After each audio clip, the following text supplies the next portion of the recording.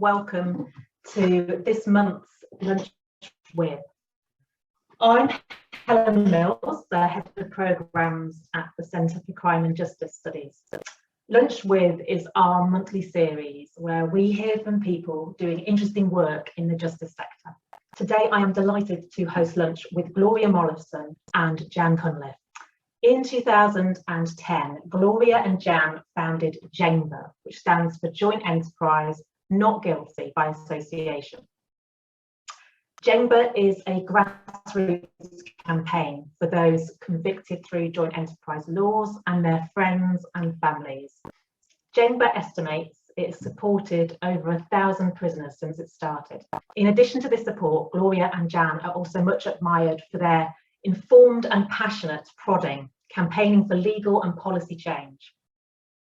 But the road of lasting change is not smooth or an easy journey for JENGbA like any other campaign, and there have no doubt been challenges along the way. In a parliamentary debate a few years ago, MP Stephen Pound said this: "I think that JENGbA's work is so crucial because it shows that these people have not been forgotten. Would it be inconvenient for the judicial system to review thousands of cases? Damn right it would be inconvenient, but I will take a bit of inconvenience over 12 years in prison for hundreds of people, seeing their lives frittered away, living in the place where sunlight comes with stripes.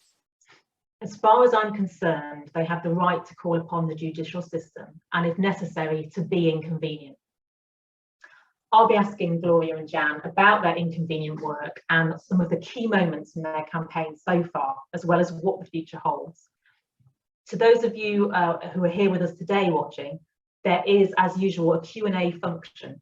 If you have any questions that you would like to put to Jan and Gloria about their work, do post them here, and I will try and get a few in as we go along.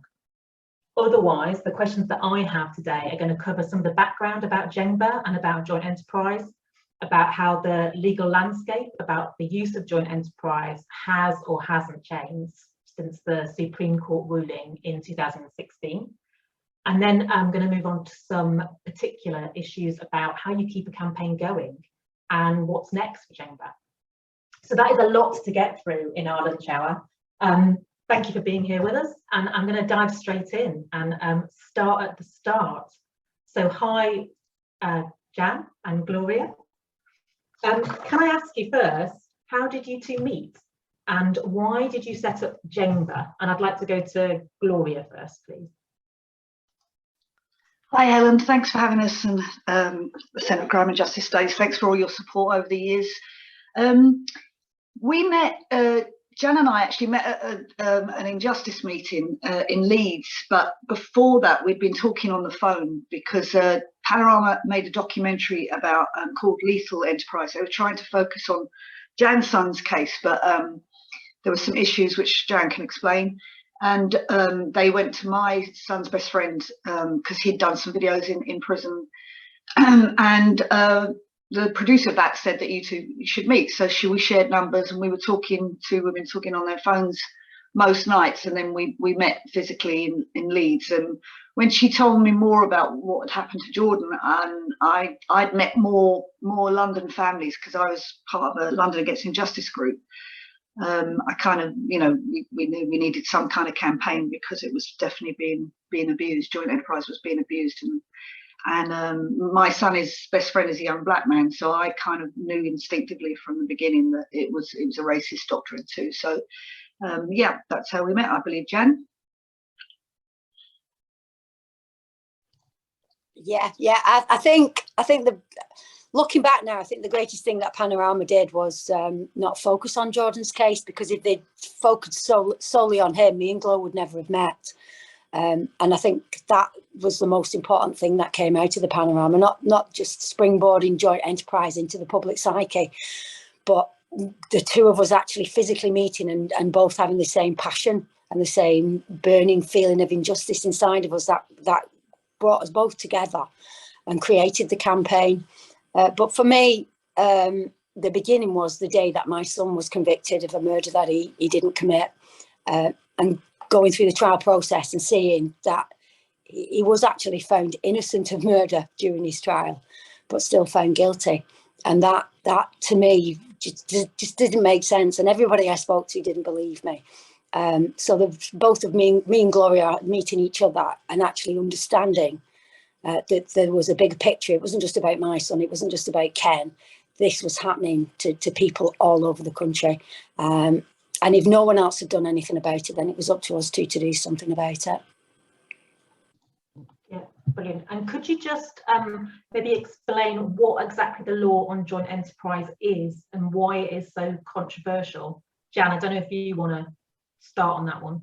Well, I think what's controversial about it is that you can be convicted of a murder without the intent, without the plan or the intent to murder anyone, and you can be convicted of someone else committing the murder. So you don't actually have to, deliver the fatal blow or wield a knife or shoot a gun. Someone else does that, and the law says if you can be associated with that person, then you're as guilty as they are, even though you don't have the mens rea or the intent for anyone to be killed. And in the past, it's been a case of that you must or may have foreseen the possibility that another person may or might commit this murder. Now, without a plan, without both of you going out and saying, let's buy a gun, you shoot the gun and I'll hide the gun. Without that kind of plan, then to me, it's not a murder. It isn't murder. It might be murder for the person who commits the murder, but for the other person, unless they've planned that murder with you, with the intention for someone to be killed, then it isn't murder. That isn't how I was brought up to believe a murder conviction was. So it was all very new to me. I just couldn't believe it. It was like watching fiction going on in the courtroom. And the worst thing of all is I just thought they'd made a mistake in our case. But these are trials running daily up and down the country, murder trials, and the public has absolutely no idea that the people on trial haven't actually murdered anyone, and the prosecution know that they haven't murdered anyone. Everyone connected to the case knows that, and yet the fight to convict them of murder is a big factor in there, even though it's proven. The court case proves that they haven't done it, and it's just an absolute nonsense. So joint enterprise is just a phrase that they use in order to trick a jury into convicting you of murder. And I don't believe the juries actually understand the law themselves, and that if they convict someone, that they're actually giving them a life sentence.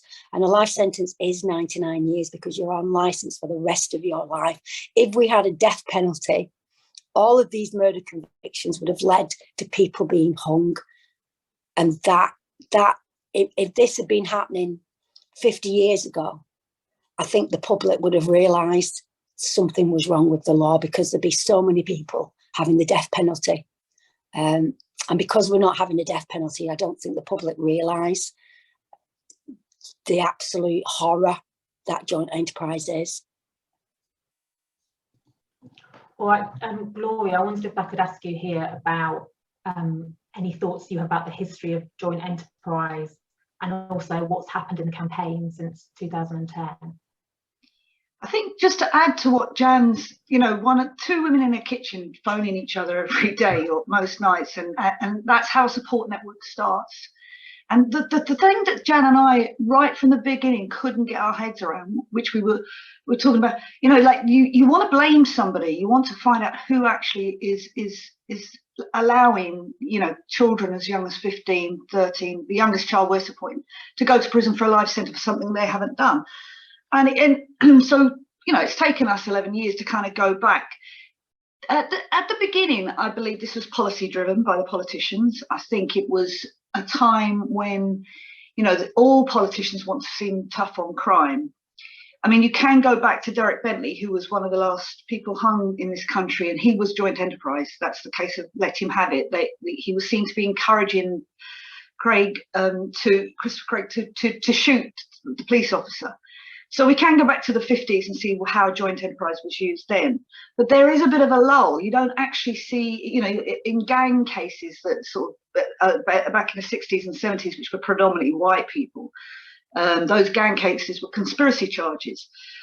So it's not until you kind of get into the sort of 80s and 90s, where you are getting more and more people charged with joint enterprise for murders. And then you've got to kind of look at it and say, well, who's doing this? Is this the police, or is it the CPS, or is it a directive from the government, or is it, you know, the courts themselves are just saying, well, because in a way, joint enterprise is almost like future crime.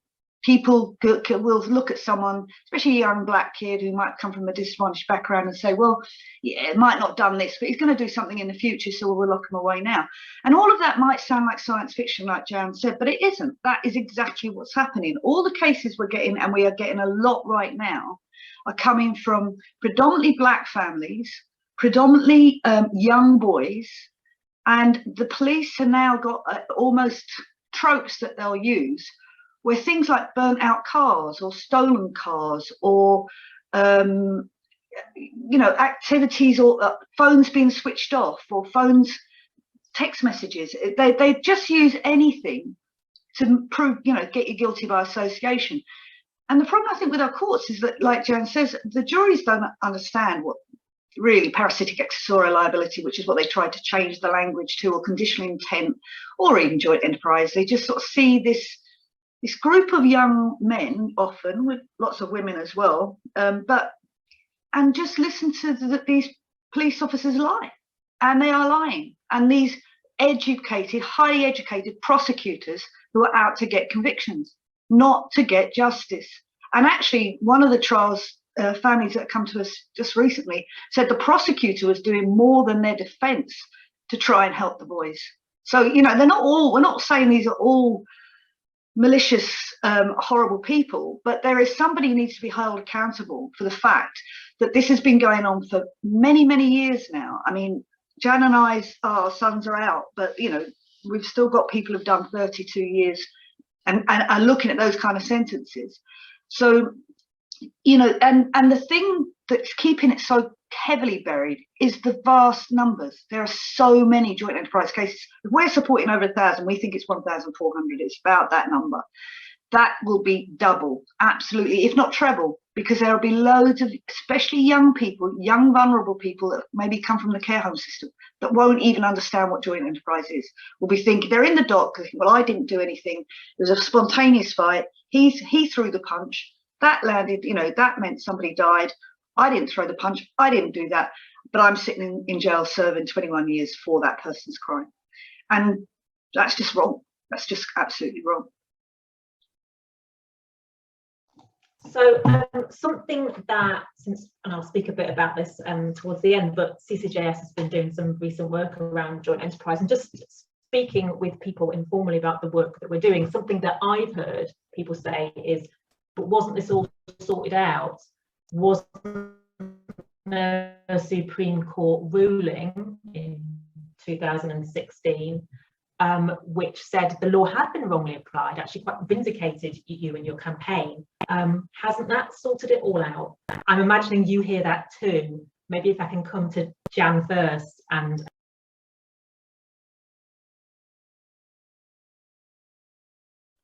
I think prior to 2016, if you had a case and it was a weak case because you hadn't murdered anyone and you took it back to the Court of Appeal, one of the things the judges in the Court of Appeal would say is, well, it was a matter for the jury. But you were applying the wrong law, but it's still a matter for the jury. And they're still saying that now. But they can't say it quite so much now with the cases pre-2016. They can't blame it on the jury now. So they just dismiss and don't let the case go to the Court of Appeal, because they can no longer blame it on the jury, because it was their fault how they applied the wrong law, and they applied it incorrectly. So what we have now is they're still using it. They're still using the foresight element. They're still using a gang narrative. They're still doing exactly the same things that they ever did. So nothing has changed. There may be some people who haven't been charged because they've got decent legal teams who'll get the case dismissed before it goes to trial, or they'll do a really good argument and make sure that young person doesn't get convicted. But I believe the vast majority of prosecutors who also defend, have they been retrained? Do they know what they're talking about? Or are they still using the same stuff that they used before and getting away with it? And are they also because they prosecute and defend, do they really want to change things? Because if you're a prosecutor, you know, you've got these people to prosecute, but then if you're a defender, it's almost like a circle of work for them. If we get rid of joint enterprise, there's not going to be 10 QCs and 10 barristers in a single courtroom. I went to a trial in Manchester on Tuesday, and I couldn't believe how many legals were in that room. There were more than there were jury members. There must have been at least 20, not including the prosecutor. It was filled with the black cloaks and the white wigs, all of them making huge amounts of money on one case. We couldn't even see the defendants because they have the courts now so that you can't even see the defendants. All you can see is the back of all of these legal people. And not one of them spoke, only the prosecutor. And on that particular day, all the prosecutor talked about were Snapchat messages. You know, how does that link to someone being murdered? How does that link? And to me as well, if the victim's family's in that courtroom, it almost seems like they're not taking the actual offence seriously. They're too busy talking about Snapchat messages that 10 young people sent to each other, instead of saying, this is the person that committed the crime, this is why they did it, this is how they did it, and this is how we know they did it. They just dismiss all evidence, all real evidence. You know, where's the blood spatter? Where's the fingerprints? You know, where's all those things that we all believe happen in a trial? And you can't go back to the Court of Appeal, because you can't go back to the Court of Appeal with the possible thought that you might have had just before the incident happened, because they don't accept it. Like Gloria said, it's future crime. It's not just future crime, it's thought crime. It just doesn't make any sense. None of it makes any sense. But they've got away with it for 32 years, applying the wrong law. I've yet to find out whether the CPS and every prosecutor and every defence lawyer has been re-educated, or are they just swinging out the same stuff that they always did? Jan, can I just butt in there a little bit? I want to go back to 2016, because that was the beginning of Helen's question. And yes, people did think that R versus Draghi changed everything. And potentially it did. Potentially, you know, it said you can't rely on foresight. You have to go back and prove what someone's intention is. So potentially 2016 was a landmark piece of legislation, and that was because of our campaign. It wasn't just because all of a sudden people woke up and thought, actually, do you know what, this joint enterprise is really, really damaging and it's not good for our criminal justice system. Absolutely not. It was because too many people were going back to the Court of Appeal. Because if you've been convicted of murder and you haven't murdered anyone and you're looking at a life sentence, you want to appeal. So too many appeals were going back to the Court of Appeal. And I can say this with absolute, complete honesty and belief. Lord Thomas, who was the Chancellor at the time, was fed up of seeing people come back to the Court of Appeal because it was costing the courts money, because you keep having all these appeals and having to reject all these appeals, or having to have these go to the 3 judges. So Joggi happened, which in 2016, they certified 2 questions, whether Joggi could or should have known what was going on inside the house. So the case of Joggi is that he's outside the house, he's calling for his friend to come out of the house, very like Derek Bentley, let him have it, you know, and that was seen, come on, was seen as encouragement. Inside the house, his associate, his friend, has taken a knife from the kitchen and stabbed the homeowner. Now, we're not condoning that. That man did something very, very wrong. But Joggi's outside, and he didn't see that murder, and he didn't participate in that murder. So they got that one back to the Supreme Court. But there was a second question, which is, does joint enterprise over-criminalise secondary parties? And JENGbA applied to intervene on that question, and we did. We intervened in the Supreme Court, as did Just for Kids Law, on the over-criminalisation of children. That question was never answered. Joggi was acquitted of murder, as was Ruddock in Jamaica, via a Hong Kong case, which is known as Chairman Sue. So we're looking at Jamaica, we're looking at Hong Kong, but we're not looking at here. We haven't done anything. Our courts are wonderful. You know, our brethren don't get anything wrong. And the main part of really what they did was they put in paragraph 100, it's that even though the law's been wrong for over 3 decades, only cases that can prove substantial injustice can go back to the Court of Appeal. Now, every case we've taken back to the Court of Appeal since 2016 has been rejected. And it's been rejected because they say, well, the juries would have came to the same conclusions How do they know that? I mean, they're talking about the thought police of the future. How do they know what the thought police in the past would have done? So, but that's what they're hiding behind, the substantial injustice test. So not one case, John Crilly, who got a manslaughter, not one case since 2016. So I actually think that 2016 judgment, although it was a success, was cruel. Because when that came out, when that judgment came out, we walked out of the Supreme Court, we had all the bank of all the journalists, and it was on the BBC, and it was on ITV, it was on everything. The prisoners were jumping up and down. But Inside Time all of a sudden had experts, or every law firm had experts in joint enterprise. So it was cruel because it raised expectations and people's hopes that they were going to finally get justice, to then absolutely dash it and not let any person through, not even children with learning difficulties, not children with autism, not cases that are clearly innocent people that did not commit the crime. They've rejected them all. And that is because they will not set precedent, and they will not open, like Lord Torsten said when I asked him, why did you use the substantial injustice test? And he said, because the commentators will say killers will be let loose. Commentators, what, the Sun and the Mail? That's what they're worried about. Not the fact that you've got people, and I hate the word languishing because that's not what people do in prison, rotting in prison for something they haven't actually done. Jan? Yeah, I agree. And the other thing that came from it as well, like people think it's gone away, that it's been abolished and we don't use it anymore. So that, again, it's fake. Our judiciary, which is supposed to be the envy of the world, is lying to the public that it's supposed to serve. You know, and it's not right. I mean, and we talk about ourselves all the time, the people that we love who have been wrongly convicted. Let's think about the victims' families as well. They're not getting justice. You know, if my son had gone out one day and someone had stabbed him and killed him, and the courts told me that 10 people had done that, you know, I'd have to live with thinking 10 people hated my son so much that they had to chase him down and kill him because he was so unloved and so hated. No, let's get it right. If that happens to someone, let's make sure the victim's family knows who did it and why they did it. Don't pretend 10 people did it and that this person's son or daughter was so hated in its own community that the whole community would chase them to their death.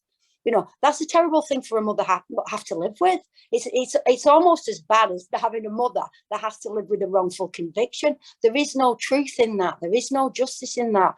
And as long as we keep doing this to people, our justice system is not the envy of the world. It really isn't. It's an absolute shambles.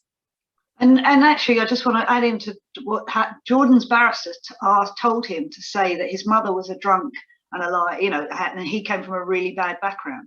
Jordan said, I haven't lied once in this trial. Why would I not lie about my mum? You know, so it's those kind of tropes that they want to include, that these are worthless people. These individuals, like Jan said, that we hold up, that we've got the best justice system in the world, where we look away people that are, because the media want us to. At every single case you've got, you can go back and you can find a media story about it. And then particularly in Janet's case, where the son calling for the death penalty. They use that case to call to return of the death penalty. And it's not the only reason we won't buy the Sun, but none of our campaigners would ever touch the Sun. But and we will never comment to the Sun either. After the Supreme Court, my phone kept ringing. It was the Sun, and I just said, I can't give you a comment. Jimmy McGovern is our patron. And he said, is this about the football thing? Now, that's a journalist. Is this about the football thing? No, it's about the fact you haven't got a brain cell. But there's a lot of things that are contributed to the idea that we've doubled our prison population in a short space of time. And we're building bigger prisons. And, you know, and they're continuing to use joint enterprise on vulnerable communities. And it needs to stop. Needs to stop. Yeah, I mean, it's quite clear our prison population has doubled in the last decade or so.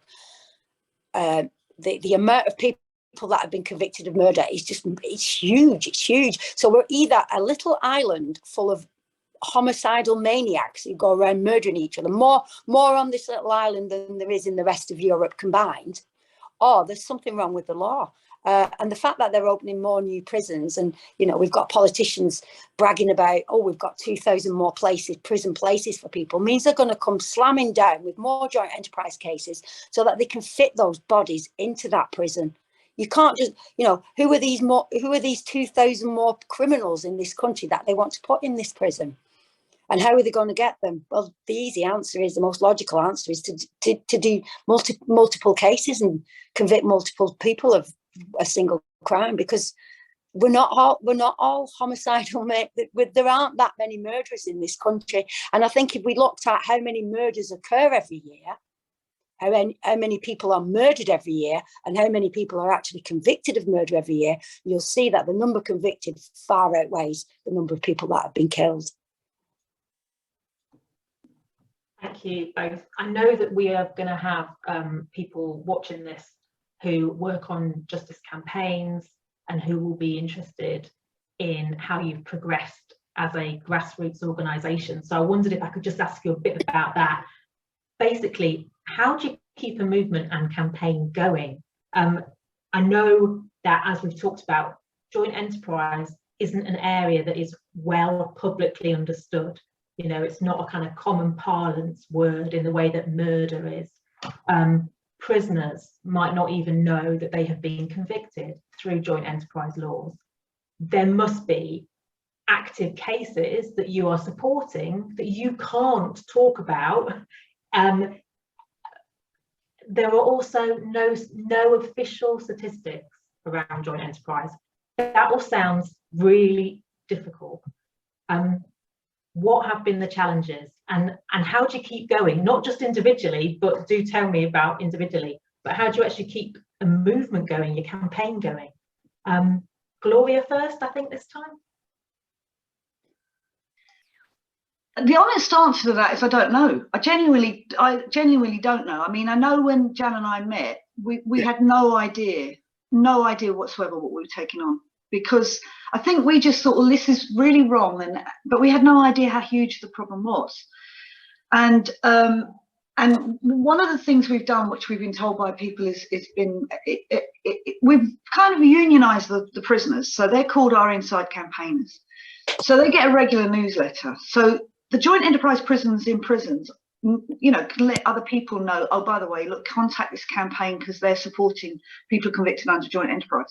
So that's one way that I'm quite proud of, that we've given them a voice. That's always what JENGbA's been about, is to give wrongful convicted prisoners, because these are wrongful convictions. These aren't miscarriages of justice. These are wrongful convictions.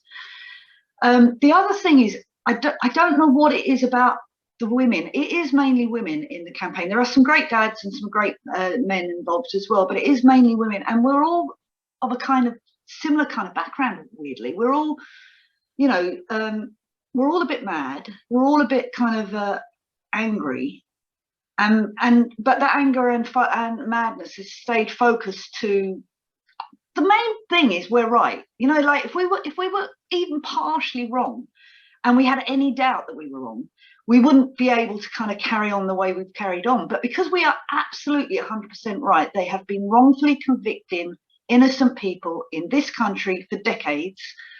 That means that we can get access to MPs, and it's always the kind of same, actually.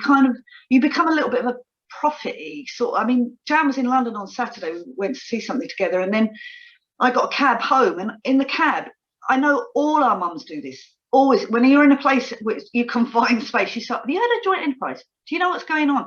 And the cab driver did, and he knew of Jan's case. He knew of Jordan Cunliffe, and he said, oh yeah, I did know that case. And for some reason, black cab drivers always know police officers. That seems a kind of given. And he said, yeah, I do know some racist officers, and I said, you didn't know he was blind though, did you? You didn't know he was a 15. And he nearly stopped the cab. He was going, what do you mean he was blind? And I said, he was 15 years old. He didn't touch the victim because he didn't see the victim. He was blind. That bit wasn't reported in the newspapers because the judge put a gagging order on it.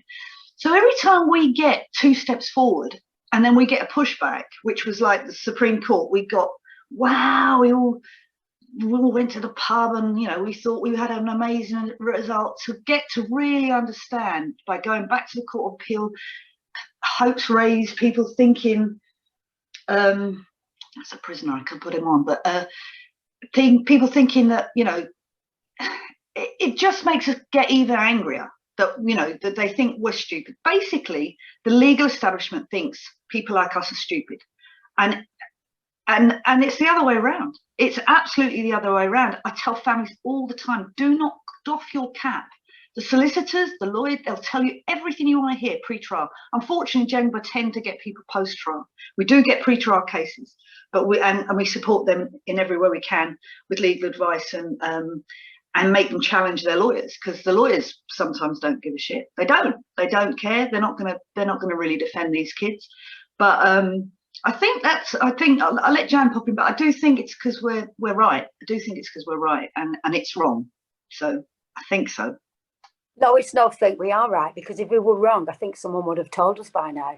And I think someone, I mean, after everything I've said about my son's case, whether people who don't know about it then read about it, don't believe that my son's innocent, I'm sure at some point in the last 14 years, some legal person would have said, look, that's why he's guilty, because he did it. And no one's been able to say that to me. At no point anywhere has anyone said to me, you're wrong because this is right. It's like slavery. Slavery was legal once, wasn't it? But it didn't make it right. You know, and this is the thing, you know, if we don't complain about it, if we don't fight for it, it won't go away. And people fought about slavery years ago, and it was that fight and that burning injustice of having slaves that led to its abolition. And that's what we're doing. It's exactly the same thing. And if we think about the kinds of people that are getting charged and convicted and put in prison, if it's mainly young black people, we're in the same ballpark, seriously. And this is why we have to fight, because if no one else does, it's going to get worse. It's going to get worse. And I think that's what keeps us, it does keep us going, because we know we are right. And if we don't teach the next generation to stick up for themselves and to say to those people who are these people who are in charge who are doing this to us, they would never do it to themselves. They'd never do it to themselves. There are cases where there've been rich boys who've killed someone. They don't see a day in prison. They don't get convicted of murder. They don't even get charged with joint enterprise murder, because they're richer than we are. And therefore, because they've got money, they don't deserve to go to prison if they kill someone. We don't have lots of money. We don't kill anybody. We're obviously, in the eyes of the establishment, we're just fodder for the prison system. And at the end of the day, if you think about it, all of this is making money for someone. Our misery is making money for people somewhere. And once we establish who those people are who are making money and careers out of our misery, then we challenge them to stop doing it. They have to stop doing it, because we won't put up with it any longer. And then just, I suppose, following on from that, I know something that I've heard and you both say is that we will not stop until we get justice. What do you think needs to happen to address the injustices of joint enterprise that you've talked about? Come to Jan first on that. Well, I think it's quite clear that if joint enterprise and murder is common law, then it needs to be defined in legislation. So we can't have prosecutors going into courtrooms with such tenuous evidence. Let's solidify it. Let's put it down in legislation and say you need real evidence, you know, like fingerprints and blood spatter and all of that kind of stuff. Not what might have gone on in someone's head, or what they might have been thinking when someone sent them a text message 2 days earlier. That's nonsense. Let's define it correctly, so that it can't be abused, so that we can't have prosecutors abusing the system, because that's what's happening. And the judges as well. The judges sit there and allow it. You know, I mean, what is the point? What is the point of a judge? You know, because they're not doing it. They're not doing the jobs correctly. They should be throwing these cases out of the courtroom. Because if I was a judge, I wouldn't allow it. I wouldn't allow it to happen. I'm just a normal person, and if I can see that this is wrong, why can't they see it? Why are they doing nothing about it? So I think what we have to do is we have to challenge them and say, we're not putting up this anymore. We need real law that's effective, one that we can trust. And we also need to get all of those people convicted who are wrongly convicted released. Their convictions need to be quashed. There's no doubt about it. No one should go to prison for a murder that they haven't committed, ever. And all of those convictions need to be quashed. And if they want to retrial people, then retrial them using a correct law with real evidence. And if a jury finds them guilty again, then fair enough. But people need that opportunity. They have to have that opportunity. The judiciary did this to us. We didn't do anything wrong. They did it. They got it wrong. It's up to them to put it right. Gloria, do you want to add to that? Yeah, I'm sure you probably know the proper dates, but the Law Commission were commissioned to look into the homicide because it is common law. I think the report, I can make dates up all the time, I think it was 2013, and they did say they needed a two-tier system, but it was ignored because it's just been ignored by subsequent politicians and governments, and it's never been implemented or even, you know, examined, because our homicide laws, like we said, they are common law and they are very, very flaky. But if they had done that, then a lot of our young people, a lot of the people that we support would not have been sent to prison for murder. They would have possibly got manslaughter. I mean, we've got people that shouldn't even got violent disorder or a phrase that are in prison for murder. I do know that the Law Commission are now currently looking at what framework they are going, and we have asked them to look at joint enterprise again. It shouldn't be down to a campaign like ours to have to bring a private members bill, but we have done. We're circulating a private members bill to politicians right now, because I don't believe that the judiciary and the parliamentarians are separation of power. They're supposed to be. I think this is all policy driven. It's all like, oh dear, look, yeah. And the only way we are going to win this and get exactly what Jan said, innocent people out of prison and abolished, is by humiliating them, by humiliating this government, this judiciary, that you have got it wrong. You have got hundreds, if not thousands, of innocent people in prison, and you need to rectify it. But it will only come from a grassroots campaign like ours, because otherwise they don't care. Because as Jan said, someone's making money out of our misery, and it's the private prison companies, but it's also the judges, the barristers, the QCs, you know, they're all making a lot of money, because no one before the grassroots campaign was saying, actually, this is very, very wrong. No, you know, they are saying it now. We've got QCs who are prepared to speak out now, because we've proven that we are right and they are wrong, and, you know, like, they want to be seen on the side of the good side. But, you know, we've had MPs once you sit down and explain it to them, they go, oh, okay.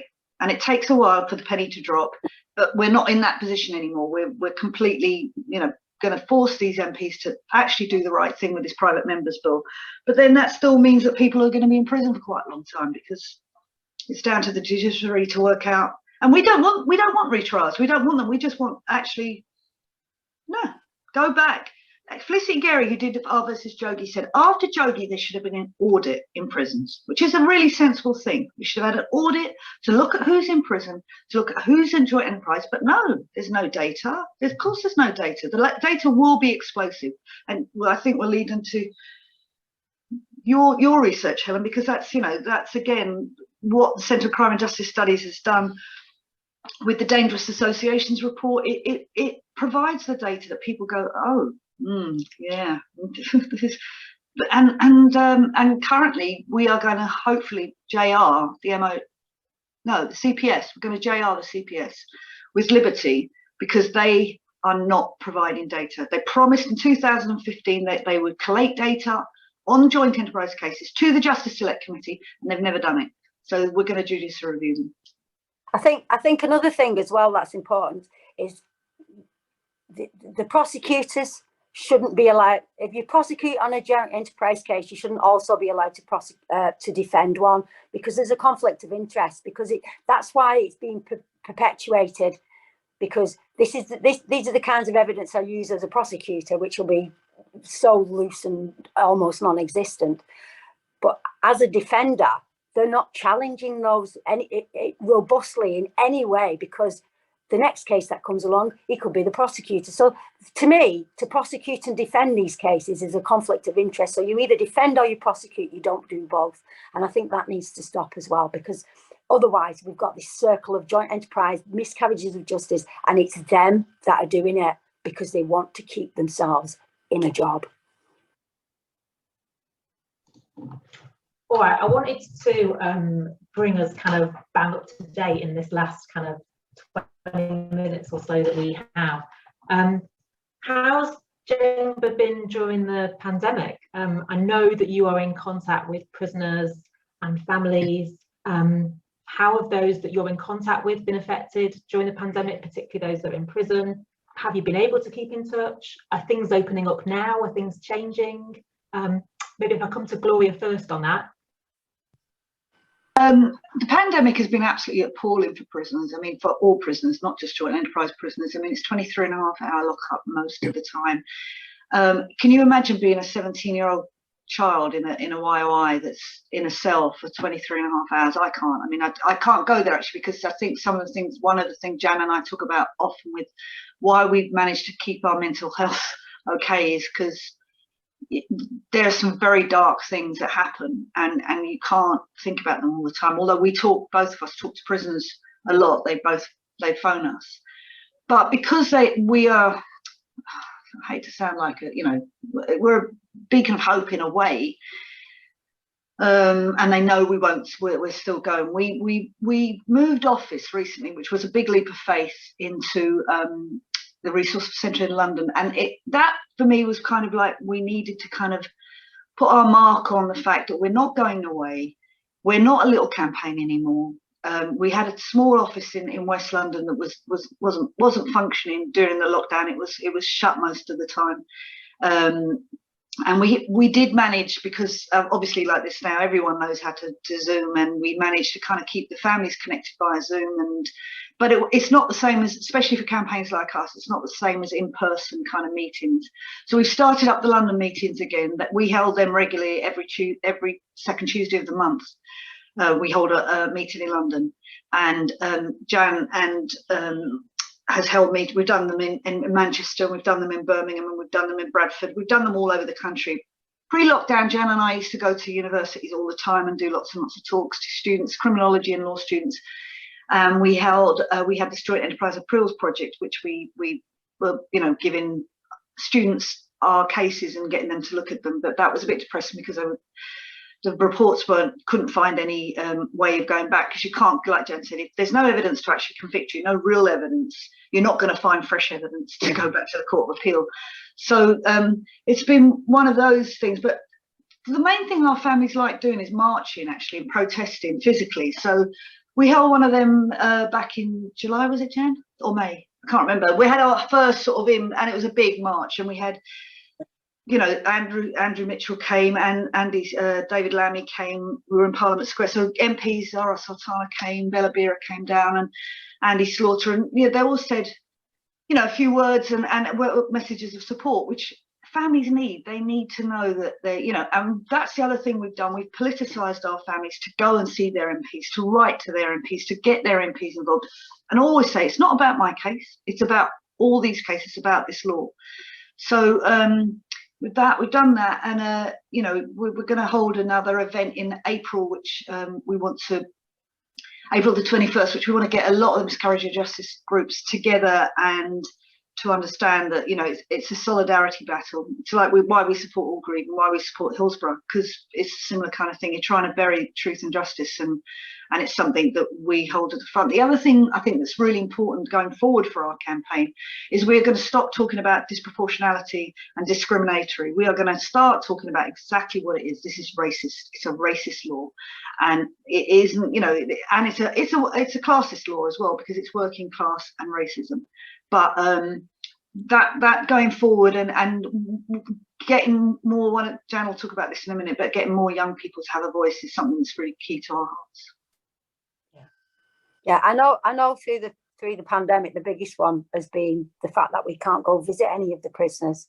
And a lot of phone calls have been from family members who are desperate to see their loved one, and messages of how healthcare isn't looking after them, because they're getting sick, not necessarily from COVID, but from lack of sunlight, or bad food, lack of exercise, all kinds of things, not being able to have a shower only once a week, and mental health issues, because obviously if you're locked for 23.5 hours in a cell, you have no communication with another person.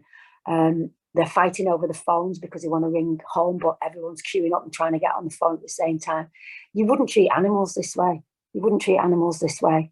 And yeah, it's a pandemic, but, you know, put something in place to make sure that these human beings, because that's what they are, that human beings are taken care of correctly. If the state takes them off us, then they need to take care of them correctly. Don't let them go, you know, don't let the mental health go unchecked. Don't let the food go unchecked. Don't lock them up for 23 hours and no exercise and no way to have a wash or shower or to communicate with the loved ones. It's, you know, it's like they, you know, we have a pandemic, so we now throw these people in a pit and completely ignore that they exist. That's what it feels like. And family members that have rang me have been absolutely distraught. They've been so distraught that they've been worried that their loved one might take their own life. That's how bad it's been. And it's not ended. It's not ended.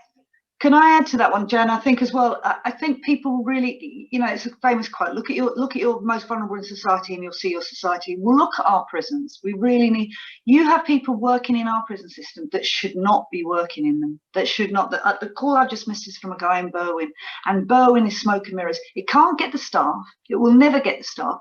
Now prisons are talking about actually keeping the lockdown in prisons because it's more manageable for them, and it's manageable for them because you can't get the staff to work in there. In Norway, in Norwegian prisons, people have to train for 3 years to work in a prison. You need 12 weeks of I'll work in Tesco's or I'll go and work in that prison, and 12 weeks training, and that means you are qualified to work with very, very vulnerable people, often very violent people, but not, you know, not our. It's a complete nonsense. We need a complete overhaul of our prison system and how these people that are put in there are treated, especially children. We're the only country in Europe that sends children to prison for life. The only country. And that speaks so much about our society that we think that's an appropriate thing to do.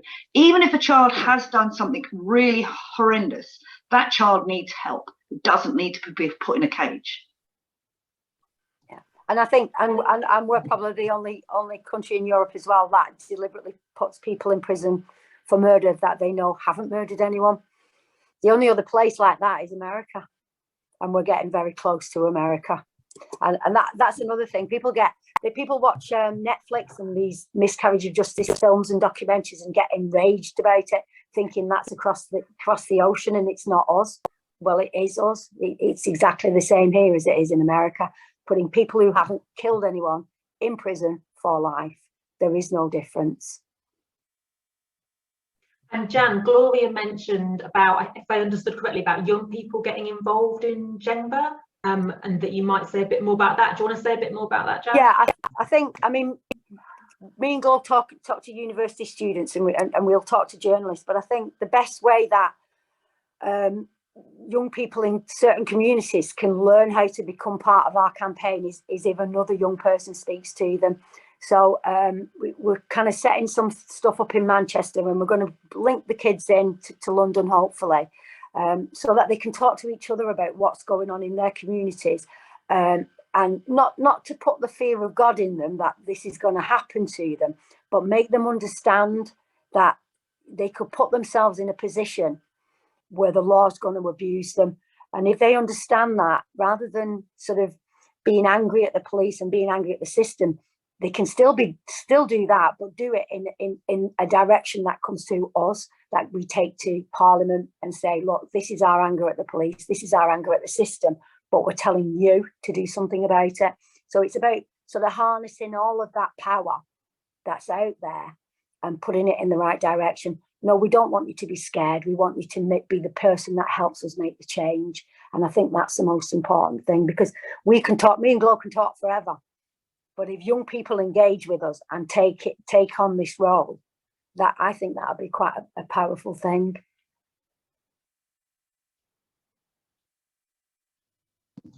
Sorry, Gloria, is there anything you wanted to add there? Because I'm conscious of time, Helen. So did you want to talk anything about? I think the thing with young people as well. Like we had a teacher whose her son was put. He got acquitted in the end because we got an amazing QC for him, because she came to see me do a talk at the House of Parliament years and years ago. But she's a teacher in a North London school, and she came into the office the other day and she said, you need to come and talk to these kids because they have got no idea that they, she said, I'm seeing prison fodder. I'm seeing them. And I think with the austerity, you know, like we've never seen poverty at the levels it's been. You know, I grew up in the 70s where, you know, kids, I came from a very working class Irish background and we were poor, but it's different now. It's different now because there's so many young people that want other things. They want opportunities. I'm not saying, you know, and if they're not offered them, then, you know, selling drugs or, and my son's in Leeds Union, and he nearly got into an altercation. He didn't, but it was outside of McDonald's, and he phoned me up and he's telling me about it. And he said, you know, I'm really angry about, Mum. You told me it's always outside chicken shops. It's always outside, you know, places like that where young people hang around for cheap food. And that's where the drug dealers hang around to try and recruit the young people. And then it can escalate. And it often sparks, you know, stupid fights. Two schools meet, decide to fight. That's happened time immemorial. That's happened forever, that school boys are going to fight, meet up and fight. But what they need to realise is that, you know, there is still this use of joint enterprise that means that even if it's just that they received a call from someone who's involved in the fight the day before, and like Jan says, we are really not about be careful who you hang out with. We are much more about learn the law. And law, this should be taught. It's not taught in schools. Why is the law not taught in schools? Why don't, you know, even in the teacher that came, she does the whatever it's called in her school. She said no, they're not taught these kind of really crucial things about how they lead their futures, how they make their futures. So that if they did get arrested, say, no, you're not getting. You know, I'm not taking the duty solicitor. I am going to find a lawyer. I am going to contact JENGbA. I will find a decent lawyer who will fight for my rights, because otherwise they are prison fodder. And just on that, in terms of the, like, you know, current horizon, is there anything you want to say about the serious violence reduction orders? So the order that's kind of currently going through the police crime. Yeah, they're appalling. They're appalling. They're legislating joint enterprise, what we thought we got rid of 2016. And so somehow JENGbA kind of missed it. It wasn't until Liberty contacted us and said, have you seen these serious violence reductions order? Have you seen, you know, that they are now going to bring in the idea that if you're with a friend and the police search that friend and he's got a knife, you too can be charged with the possession of that knife. And if they, it is joint enterprise absolutely becoming back in legislation. Thankfully, they're only rolling this out. I think it's a 2-year program. I could be wrong, but they're only rolling it out for some time, and we need to really be on it and monitor what happens and see how it's, because it is joint enterprise. It's another way of over-criminalising young people. Sorry, Gloria, the thing with that as well is, if young people realise that if they're with someone who's got a knife and they're going to get 4 years as well, even though they haven't got a knife, they might, you know, they might as well be hung for a sheep as a lamb, and they might as well go out with a knife as well anyway, haven't they? This is not stuff that's going to be a deterrent or to stop young people carrying knives. To have that, and for young people to learn about that, is going to make more of them want to carry knives, because if they're going to go to prison for someone else, then they might as well go to prison for what they've done themselves. It has the absolute reverse. It's just the reverse of what they want it to be. And I can't believe these people who were supposed to be intelligent can't see that. They can't see it. No, because they don't see them as people, do they, Jan? They don't see them. I mean, these serious violence reduction orders is sort of coming from the Home Office anyway, and we all know, you know, there's not much humanity going on there. But they're not looking at any kind of health or holistic approaches to why young people are carrying knives and why we got to kind of dissuade them from that kind of lifestyle, because that especially young male brains do not see consequences. They don't until this is studies have shown they don't see the consequences of what they might do until they're about 28. So how are they going to, you know, think?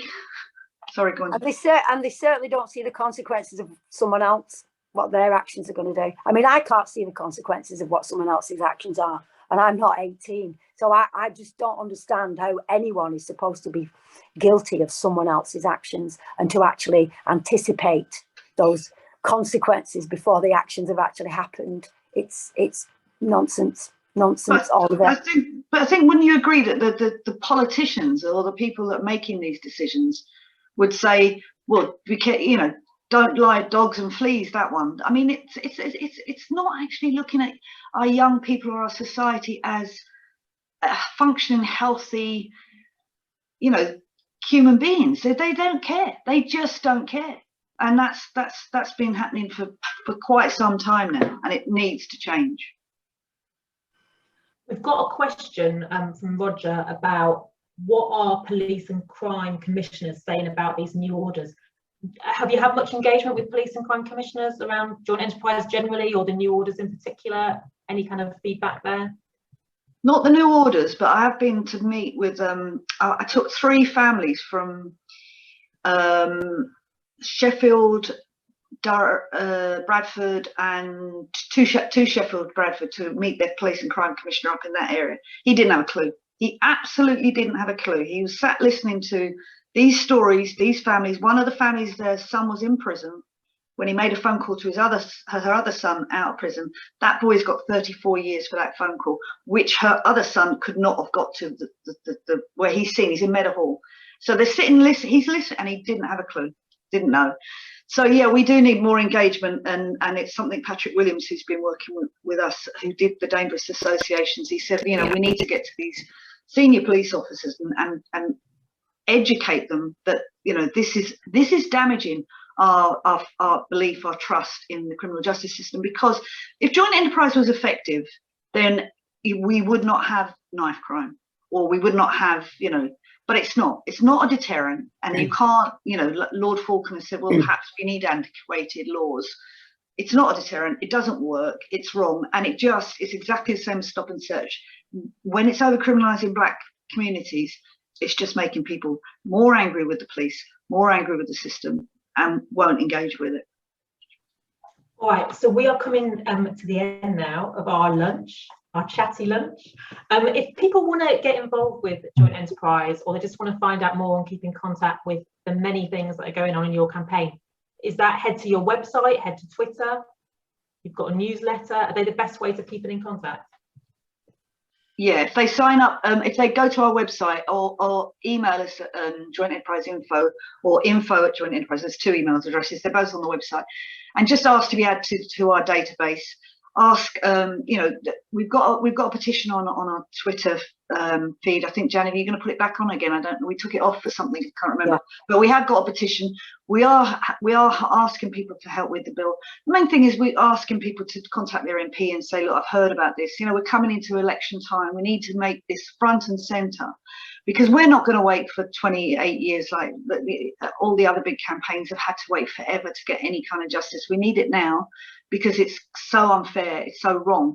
But our Twitter handle is @JENGbA. JENGbA's always spelled JENG BA, by association, the B is lowercase. And anything else, Jen? We have got Instagram. Oh, we're about to launch a new range of clothes. I forgot about that. Yeah, Sweatshirts. Yeah. That are amazing, but we don't want to wear them because we want the young people to wear them. But they are amazing. They've been designed by a street artist named Stazzy, and they're just fantastic. So we really want to get them out there and get some more support from definitely people who've got platforms like rappers, because they all know people in prison under joint enterprise. So we're asking if you know someone who can get to one of them and get our t-shirts to them and just put them on their Instagram. You know, we'll get much more of a voice, and this is the only way we're going to win, and we have to really put pressure on the government to be embarrassed. Yeah, and if you've got people have got Twitter, just keep tweeting everything that we say. Yeah. And can I also say from our end that we are due to publish a report next month, fingers crossed. We will publish a report next month looking at the data and statistics around serious violence convictions for through joint enterprise laws over the last decade to 15 years, and we're going to be looking very broadly there at some of what the trends and patterns have been, and most importantly able to look post the Supreme Court verdict at what impact that's had on the numbers and the profile of who is prosecuted and who is convicted through these laws. So if you're watching this and you're interested in that and you're not already on our database, or you don't receive our newsletter, then please get in contact with us following this, and we'll make sure that you get a notification when that's out. Okay, thank you, Jan and Gloria, for your time today and sharing JENGbA's story. Finally, the last thing I want to do is just tell everybody about some upcoming events at the centre. We have the next edition of Last Month in Criminal Justice, our other webinar series. That's coming up on the 6th of April, looking at critical questions about criminal justice development. So should the Prison Inspectorate stop making recommendations for improvement? And what does the planned strike for criminal barristers tell us about conditions in the criminal legal system? Getting stuck in on that and other topics will be renowned criminal justice watcher and analyst Rob Allen, amongst others. There'll also be the next one of this series, The Lunch With, and that'll be on the 20th of April with my colleague Richard Garside. He'll be hosting a conversation with the fascinating Charlie Weinberg, the director of Safe Ground. You can sign up to both those events on our website now. But thank you again to Gloria and Jan, and thank you for those of you who've joined us today. Hope to see you at an event in the future.